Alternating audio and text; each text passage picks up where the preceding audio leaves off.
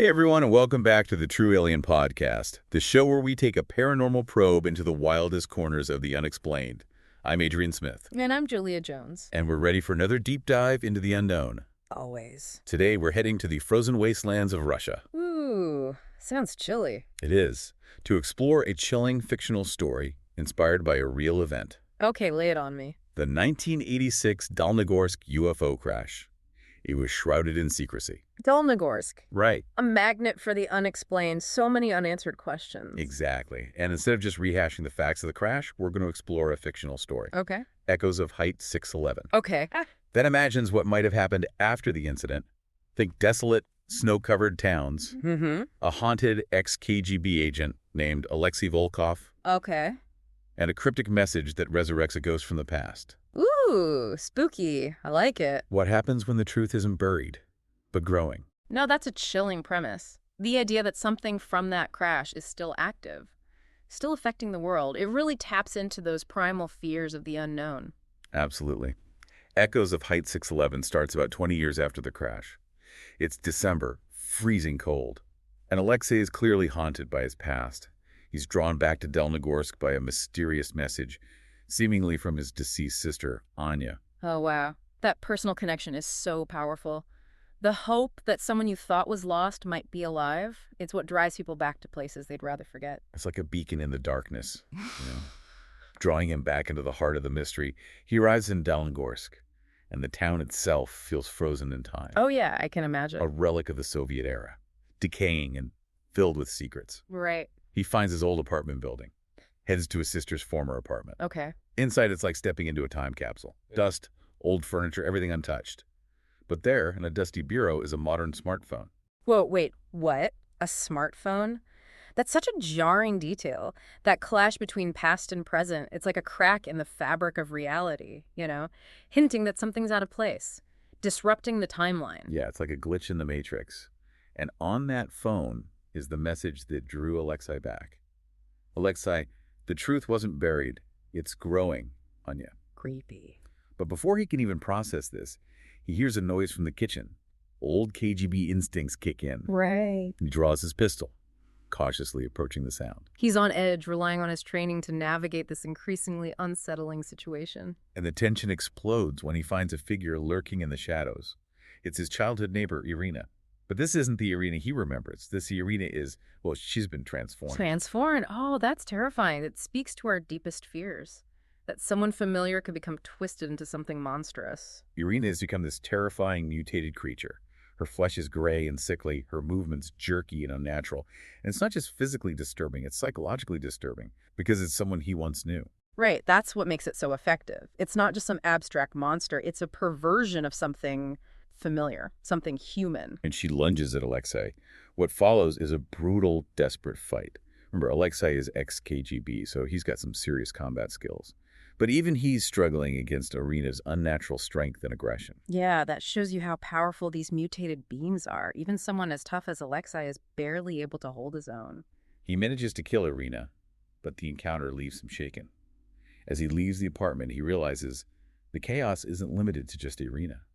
The whole town seems to be descending into madness. So it's not an isolated incident. It's a spreading phenomenon. It's starting to reveal a larger problem, potentially an outbreak or something even more sinister. He hears reports on the radio about a quarantine zone, special forces being deployed, and mentions of uncontrolled mutations. Things are escalating, and he's caught right in the middle. He needs to get out, but he's also determined to find out the truth, especially if Anya is somehow alive. The messages from her are his only lead, but they're cryptic, like pieces of a puzzle he needs to solve. Wow, it's a race against time. He's trying to decipher these messages, escape the escalating danger, and potentially save his sister. And we as readers are left wondering what's real, what's imagined, and what's happening in this town. Excellent question. And we'll get into all that and more. Yeah. Right after, we'll just get right into it. Part 2 of our paranormal probe into the echoes of Height 611. I'm ready. Let's go.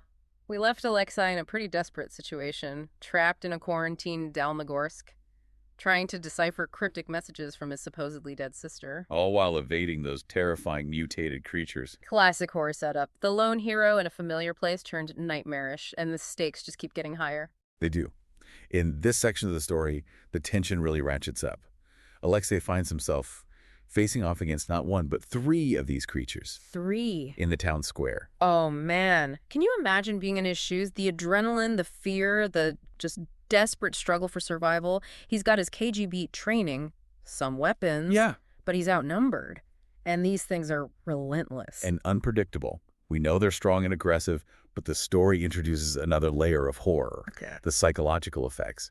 As Alexei is fighting, he starts experiencing these waves of nausea and disorientation. Oh. It's like reality itself is warping around him. That's where things get really interesting. He's fighting for his life. The world is literally bending around him. And then he hears a voice. A woman's voice, speaking directly into his mind, telling him to focus and remember his anchor. Chilling. Who is this voice? Is it Anya? Or is it something else, something connected to this alien presence? We're all left wondering the same thing, aren't we? Is this a manifestation of Anya? A psychic connection? Or something else entirely? And then, just as suddenly as the voice appeared, Alexei finds himself transported. Transported. He's no longer in the decaying streets of Delnogorsk. He's in this sterile, futuristic-looking room that feels like a laboratory. It's such a jarring transition. You go from the gritty reality of the town to this sleek, almost alien environment. And the surprises don't stop there. Yeah. Standing before him in this strange room is Anya. Alive, older, clearly troubled, but very much alive.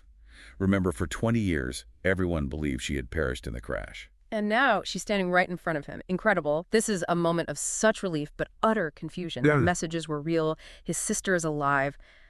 But what's with this weird lab? How did they both end up here? Those are the questions that plague Alexei, too. But he's about to get some answers. Okay. And they're mind-blowing. Anya explains that the debris recovered from the Delnogorsk crash wasn't just metal. It was something she calls a seed. A seed. This seed has been growing, emitting this strange energy and causing the mutations in the town. So that's the source of the horror, an alien artifact that's affecting reality itself. Exactly. The seed is like a virus, spreading its influence and twisting everything it touches, and it gets worse. Oh no. How? Anya reveals that the seed is also acting as a beacon, drawing otherworldly beings to Earth. So we're not just dealing with a local outbreak here. This is potentially an invasion scenario, an alien invasion triggered by this mysterious seed. The story just took a giant leap, didn't it? It's not just about personal survival anymore. It's about the fate of humanity. And right on cue, a new character enters the story. A tall, thin, hairless figure with deep, unsettling eyes. Definitely not human. Okay, this is where the chills really set in. We've gone from mutated humans to an actual alien being. Talk about escalating the stakes. You can feel the tension in the story building, can't you? This is more than just a rescue mission now. It's a confrontation with the unknown. Anya confirms that this being is an alien, drawn to Earth by the seed signal. She also reveals that her attempts to disrupt the signal are what caused the mutations and temporal distortions that Alexei's been experiencing. So it's her fault. She inadvertently opened a door, a rift between dimensions. And these creatures are slipping through. Oh. And their solution, it's a desperate one.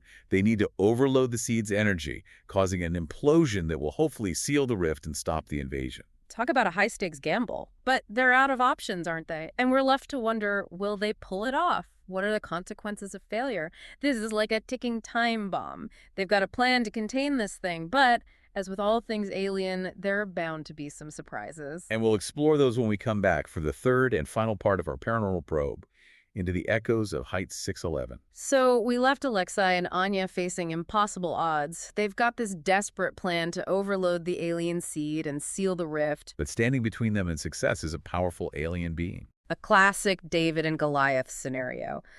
Two humans, limited resources, up against this technologically advanced alien. You can't help but root for the underdog. And the tension, it's palpable. Yeah. Their plan is simple but dangerous. Alexei, our battle-hardened ex-KGB agent, is going to create a distraction. Giving Anya enough time to overload the seed's core.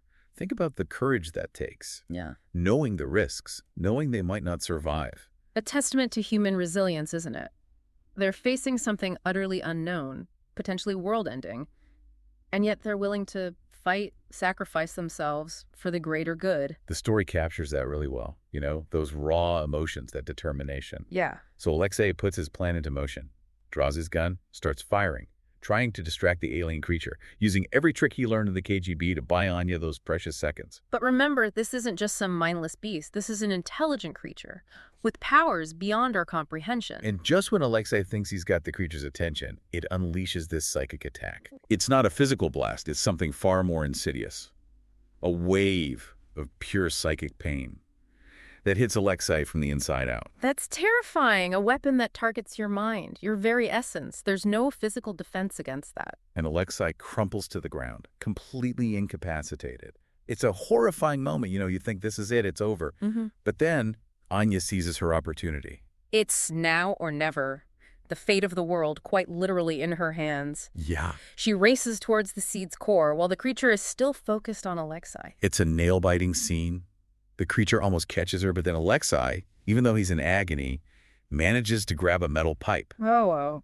Strikes the alien creature, buying Anya just enough time to reach the core. It's an incredible act of courage and selflessness. Shows you the strength of the human spirit. Even in the face of unimaginable pain, he finds the strength to fight back, protect his sister, protect humanity. And then it happens. This blinding flash of light, an ear-splitting crackle of energy, and then an implosion that sucks everything into darkness. It's the climax of the story, and it leaves us breathless. Did it work? Did they manage to seal the rift? Well, when Alexei wakes up, he's back in Dalenogorsk. Mm-hmm. But the town is in ruins. The apartment building is gone. The streets are littered with the bodies of the mutated creatures. It's a scene of utter devastation. But there's no sign of Anya, no sign of the alien, no sign of the laboratory. It's like it all vanished. So, did they succeed? Was it all just a hallucination, a side effect of the alien influence? Or did they actually manage to seal the rift, erasing all evidence of the alien presence? The story doesn't give us a definitive answer, which makes it all the more unsettling. Right. The ambiguity is part of the horror. Yeah. Alexei checks his phone, and there's one final message on it. They will come again. Chilling. Even if they stop this particular invasion, the threat remains. It suggests that we're not alone, that there are forces out there beyond our understanding, watching, waiting. It's a thought-provoking story, and it's a reminder that the universe is vast and full of mysteries. Some of which might be better left undisturbed. It also highlights the power of human resilience, the lengths we will go to protect ourselves and those we love. Echoes of Height 611 blends science fiction, horror, and emotional depth in a way that really stays with you. It makes you question what you believe, what you would do in such a situation. Well said.